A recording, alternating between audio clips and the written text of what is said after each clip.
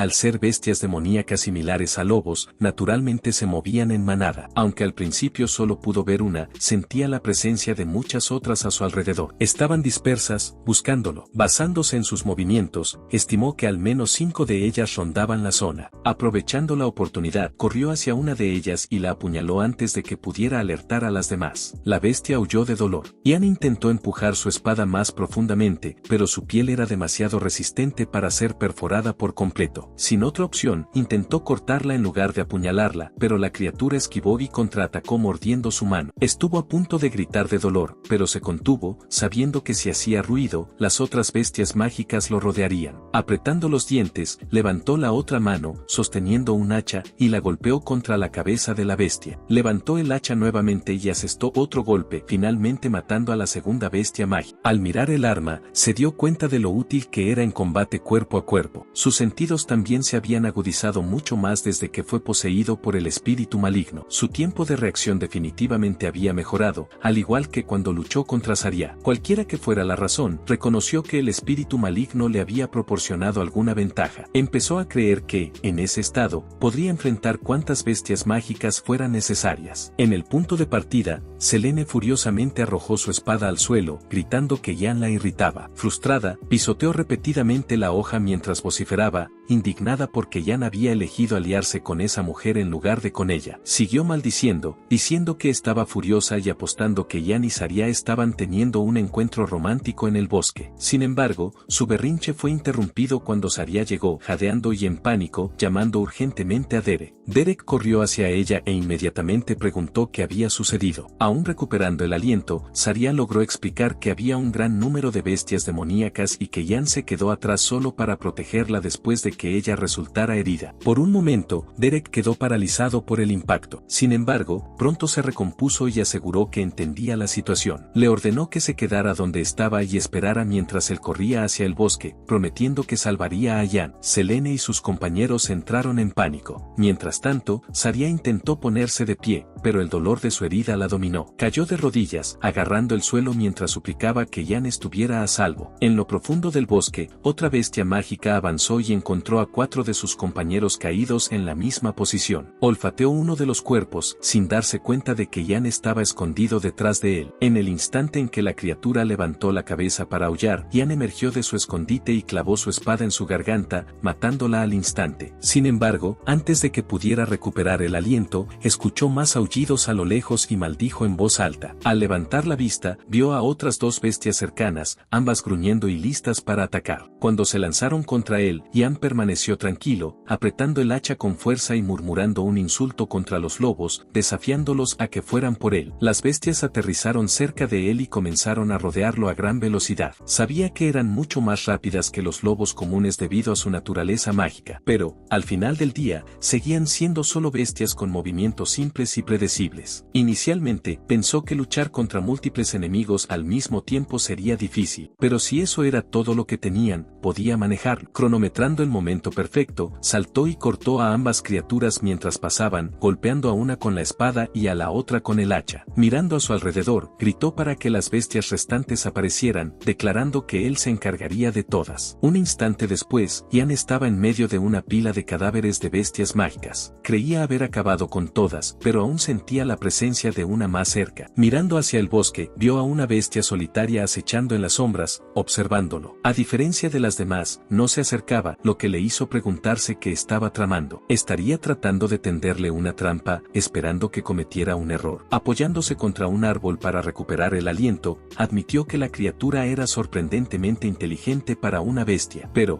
al mismo tiempo, no había una razón real para enfrentarse a ella. Entonces, captó un olor en el aire. En el momento en que lo reconoció, todo su cuerpo se tensó. Ya había sentido ese olor antes, ya fuera en la sala de alquimia o en el taller de Emma. Aturdido, tembló de rabia al comprender lo que eso significaba. Fijando la mirada en la bestia, tuvo su sospecha confirmada al notar un pedazo de tela atrapado en su boca. Era inconfundiblemente un fragmento de la túnica de Emma. Su agarre en la espada se intensificó cuando la apuntó hacia la criatura, declarando que moriría allí y ahora. La bestia se acercó lentamente, aún sosteniendo la tela entre los dientes. Entonces, como si se burlara de él, dejó caer el trozo de tela sobre su espada. Ian apretó la mandíbula con furia mientras la criatura avanzaba con algo que parecía una sonrisa distorsionada. Era casi como si estuviera riendo, confiado en que vencería. Supuso que la bestia quería derribarlo, así como él había masacrado a sus semejantes, pero juró que no dejaría que las cosas sucedieran como ella quería. A diferencia de las otras bestias que atacaron de inmediato, esta era cautelosa. Ian rápidamente se dio cuenta de que no se trataba de una bestia mágica común,